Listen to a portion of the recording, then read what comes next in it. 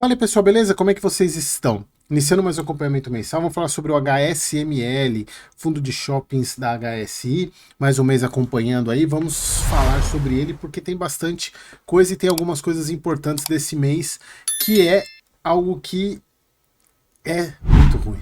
Vocês já vão entender.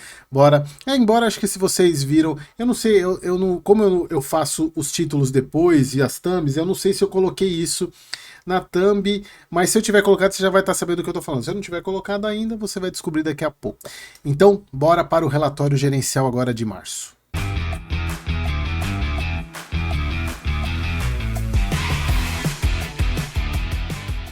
Então vamos lá.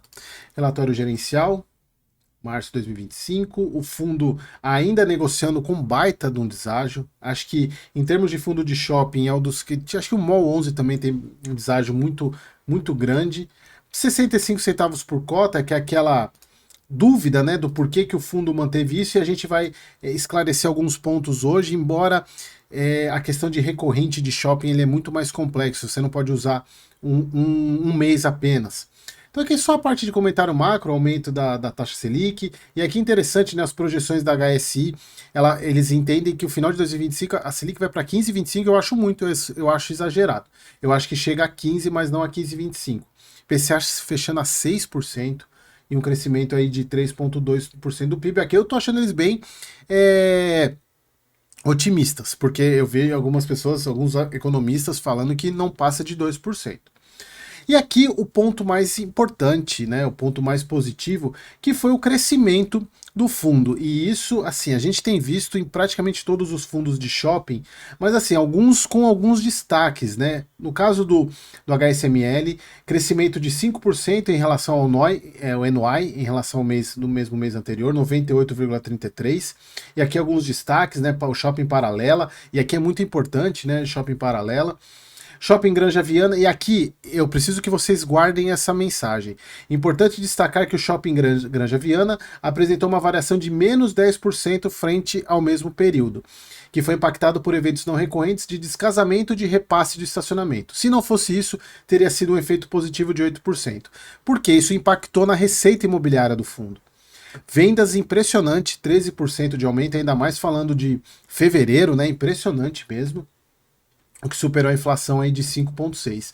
Aqui, pessoal, é importante porque você não teve um NOI crescente, é porque também a questão do NOI do estacionamento ele acaba jogando para baixo, o que dá a entender aqui que o NOI era para ter sido 8%, né, que eles colocam aqui, e não 5%. É o que dá a entender isso aqui. Ficou um pouco mal escrito porque não dá para saber se era para ser 8% o Shopping Granja Viana ou o NOI do fundo de 8%, eu não sei.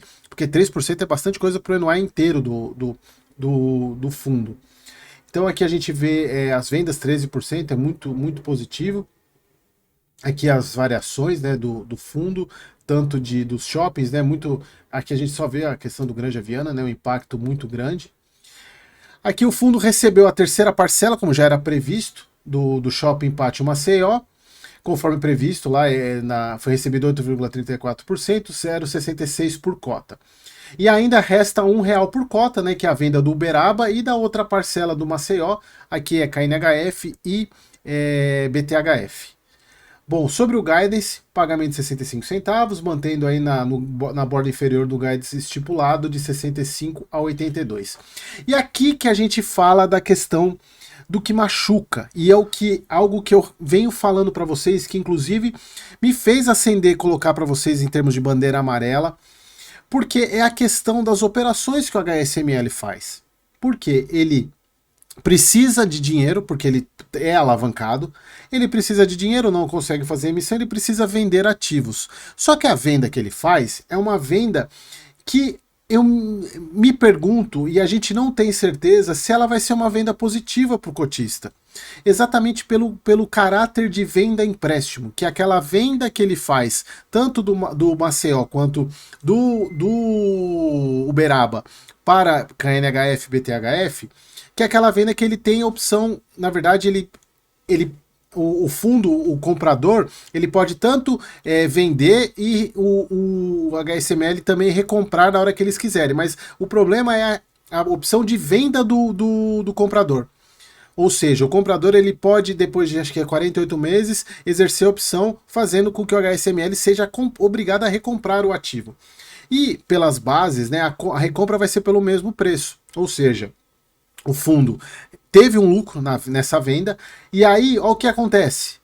Distribui taxa de performance, ou seja, é uma taxa de performance que o fundo, esse para mim acho que é um dos piores cenários, porque como o fundo vai ser obrigado a recomprar, e eu falo que ele vai ter que ser obrigado a recomprar de um jeito ou de outro, porque tanto o BTHF quanto o KNHF, eles já consideram a TIR dessas operações. E para você considerar a TIR de operação, assim como eu ensinei para vocês num vídeo de domingo, a TIR ela considera a venda para você chegar no retorno anual. Sem venda você não tem TIR. Então para você ter a TIR calculada, você precisa da venda. E como eles colocam que as operações, quando foi feita as compras, tem a TIR prevista, é porque eles vão revender, vão exercer ou a opção, o HSML vai exercer a opção de compra ou eles vão exercer a opção de venda. E aí que tá. Essa taxa de performance que fez parte do preço da compra, da venda, já foi embora. O lucro da operação já foi embora. E aí o HSML vai ter que pegar a diferença do principal, mais o que ele teve de lucro, que é o preço que ele vendeu, para recomprar o ativo. E aí ele vai pegar dinheiro da onde? Porque ele já distribuiu esse dinheiro. Ele distribuiu uma parte, vai estar distribuindo como lucro e outra como taxa de performance. Esse para mim é algo, e isso não aparece em passivo, porque de fato não é um passivo ainda, porque embora seja uma opção de recompra, mas ela pode ser exercida. Aí que tá, a não ser que nenhum dos dois exerça as opções. Esse é por isso que eles não podem considerar. Tanto os fundos que compraram não exercerem a opção de venda, de recompra, bem como o HSML não exercer a sua opção de recompra. É a única maneira disso não voltar para o fundo, mas o que eu acho muito difícil. E aí já se perdeu taxa de performance aqui, 4 milhões já foi pro saco. Só nesse aqui, só nesse recebimento. E aqui, na verdade, eles cobram aqui, porque eles poderiam cobrar no final do semestre, mas eles já estão cobrando agora. E aí, se a gente faz as contas, desses 92 centavos, aí eu quero pegar a calculadora para vocês. Olha só isso, pessoal. Se a gente for pegar o impacto disso, né? Porque aí a gente vai tentar ver qual foi o recorrente de fevereiro, que na verdade é março, né? Mas é referente a fevereiro. Se a gente for pegar, olha só, o fundo ele gerou 92. Aqui, ó, 92 de resultado. Tirando os 66 centavos que foi de não recorrente, que é da venda, sobraria 26 centavos. Então esse é o recorrente do fundo, e aí que entra um ponto que foi falado lá em cima, que foi o descasamento do Granja Viana, que impactou diretamente na receita. Só que se a gente somar com os outros 22 da taxa de performance, que era, em tese, ela saiu do resultado do fundo, do operacional do fundo, o resultado dele seria 48 centavos. Considerando que o fundo tenha alguma coisa, eu estimo entre uns 4 centavos, digamos, do descasamento, o recorrente dele para esse mês seria 52, muito mais próximo do que ele vem pagando por isso dos 65 centavos. Só que a gente não pode estipular isso como sendo o recorrente dele, exatamente porque é um mês muito complicado.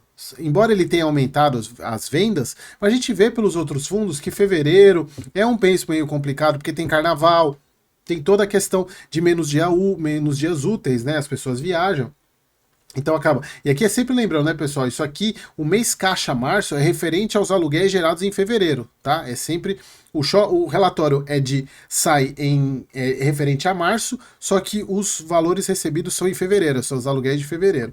Então é um mês muito complicado. E sem contar esse descasamento, que provavelmente mês que vem a maior o resultado por causa dessa questão, que provavelmente venha esse resultado do Granja Viana, que era para ver esse mês, venha no mês que vem. Mas o que mais assim é o ponto de atenção é a questão da operação do HSML em si, que é uma operação que vai exigir que o fundo tenha dinheiro para recomprar, e um dinheiro que, em tese, uma parte ele já perdeu, que é na questão da distribuição do lucro e na taxa de performance. Então isso para mim E o fundo agora está com 1,04 aí de reserva, né? Algumas pessoas falando que eu não cheguei a fazer a conta para saber se ele está nos 95%, para a gente saber se ele vai ter alguma distribuição extraordinária nesse meio de semestre. Eu acho que não. Bom, mas é isso. Ele tem ainda, ele tem R$ 1 ainda para receber dessas duas vendas, aí vem mais taxa de performance. Esse para mim é o grande gargalo.